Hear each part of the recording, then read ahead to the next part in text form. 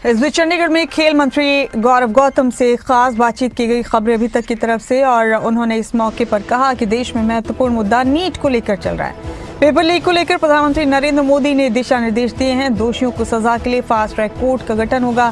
Fast track court का गठन करके मामले की सुनवाई होगी। युवाओं पर राजनीति नहीं होनी चाहिए। उन्होंने ये भी कहा कि जनता जनार्दन कांग्रेस को नकार रही है। कांग्रेस के समय में भी पेपर लीक हुए हैं।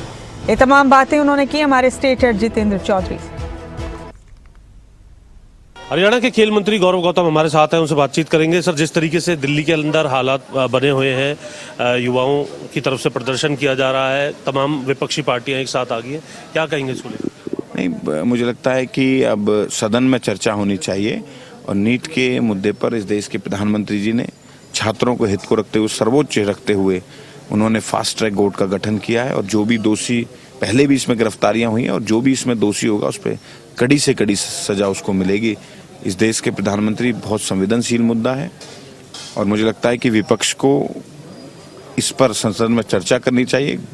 इस देश के प्रधानमंत्री जी ने कहा घंटों चर्चा करिए और इसमें समाधान सुझाव जो भी होंगे वो अब लिए जाएंगे। आगे से ऐसी कोई व्यवस्था ना हो जिससे ये मामला राजनीति का नहीं है, ये देश के युवाओं का भविष्य का जुड़ा हुआ मामला है। उस पर मुझे लगता है कि कांग्रेस को राजनीतिकरण नहीं करना चाहिए और किस प्रकार से व्यवहार कर रहे हैं कि सदन का घेराव कर रहे हैं, सदन को बंधक बनाना चाहते हैं, अराजकता का माहौल पैदा करना चाहते हैं, ये विपक्ष के नेता को सोचना चाहिए। सर, जो युवा हैं वो प्रदर्शन कर रहे थे, लेकिन पुलिस की कार्यप्रणाली, लाठीचार्ज पर बड़े सवाल उठ रहे हैं, उसको लेकर इस देश का युवा हिंसक नहीं हो सकता, इस देश का छात्र हिंसक नहीं हो सकता। उसमें कुछ असामाजिक तत्व आकर छात्रों को बदनाम करने का काम कर रहे हैं।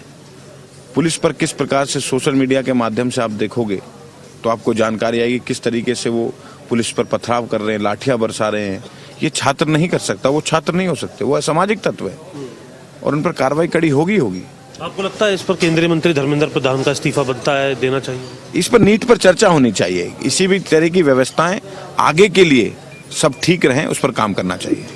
शुक्रिया बात करने के लिए। खेल मंत्री गौरव गौतम हमारे साथ थे। सीधे तौर पर जिस प्रकार से नीट को लेकर के विपक्षी पार्टियों की तरफ से सत्ता पक्ष को घेराबंदी को लेकर के रणनीति बनाई जा रही है, तो वहीं एक प्रेस कॉन्फ्रेंस के माध्यम से और मीडिया के सामने हरियाणा के खेल मंत्री गौरव गौतम भी आए हैं। उनका ये कहना है कि सरकार की तरफ से इस मसले पर फास्ट ट्रैक कोर्ट बना दी गई है।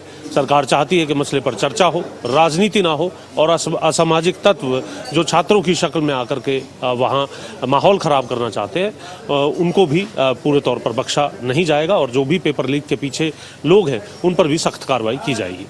चंडीगढ़ से कैमरामैन सुनील के साथ जितेंद्र चौधरी, खबरें अभी तक।